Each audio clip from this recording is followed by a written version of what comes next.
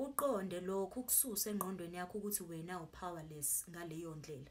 Unalo ilungelo, umthetho wendalo uyakuvumela ukuthi isebenzise iforce uma ilungelo lakho ngokomthetho wendalo lihlukunyezwa.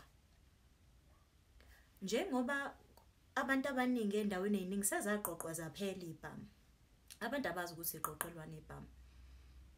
Ziqoqela ukuthi abantu noma isociety ibe weak.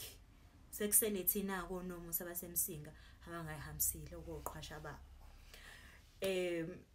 Ngoba siyazi ukuthi uma kwenzeka noma yini kufanele ngikwazi ukuyivikela ngoba ilungelo lami ngokomthetho wendalo ukuthi ngikwazi ukuyivikela uma kukhona umuntu ofuna ukungihlukumeza.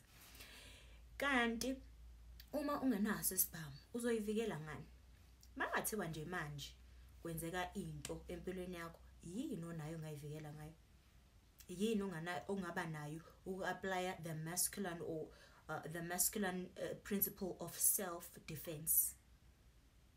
Uma umuntu kakhulukazi uzoba streetwise spiritually, uzoba ne streetwise spirituality as-apply empilweni yakhe, understanda awiqali udlame komunye umuntu, the feminine principle of non-aggression.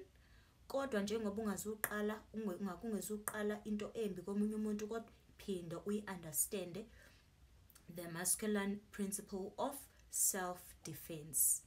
Kuqonde lokho kufake la engqondweni yakho, ngoba uma ungakuqondi lokho kusho ukuthi usayifanele nje umuntu nje ungazi lutho, futhi ocabanga ukuthi akanamandla, futhi ocabanga ukuthi upowerless. Ayikho into enikeza uhulumeni ilungelo lokuthi a-apply i-violence ebantwini bese nawe uyahlala ungenzi lutho. Yikho mina ngirebela kuyo yonke udlame olu-apply uhulumeni ebantwini. Angicomply ngisho nokodwa, ngisho nokodwa ngisho nokodwa even one.